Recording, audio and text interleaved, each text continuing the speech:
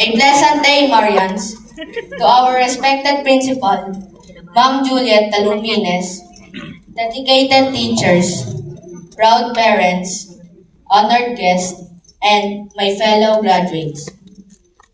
Today is a very special day for all of us because we celebrate not only the end of our elementary journey, but also the beginning of a new chapter in our lives. Standing here again today as one of the learners who receive high recognition is both an honor and a responsibility. This achievement is not just the result of our own efforts, but also the love, support, and guidance of the people who help us along the way. First and foremost, I would like to thank God for His endless blessings, wisdom, and strength. There were times when lessons were challenging and tasks were difficult, but with faith and perseverance, He guided us and helped us overcome every obstacle. Today, we celebrate this success with grateful hearts for the gift of knowledge and opportunity. To my parents and my kuya, I offer my deepest gratitude. Thank you for your sacrifices, encouragement, and unconditional love.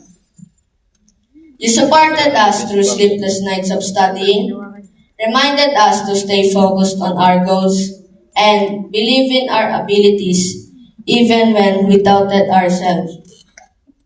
This recognition is not only ours, but also yours, because you have been our strongest supporters from the very beginning.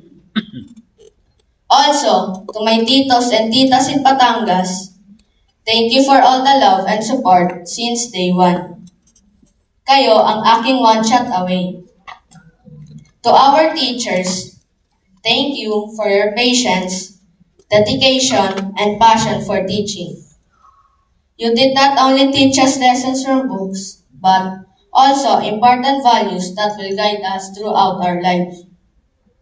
Discipline, perseverance, respect, and kindness.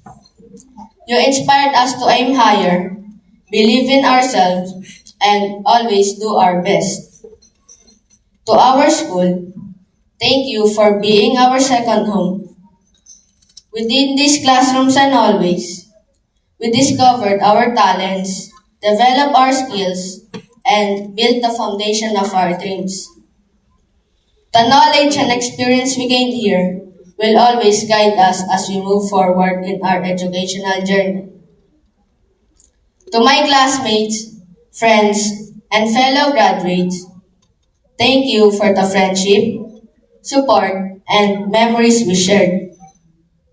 We studied together, helped one another during difficult lessons, and celebrated each other's success.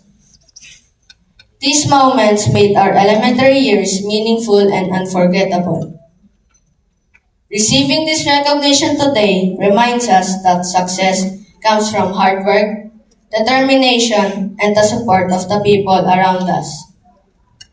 As we move forward to the next stage of our education, let us continue to strive for excellence, remain humble, and never stop learning.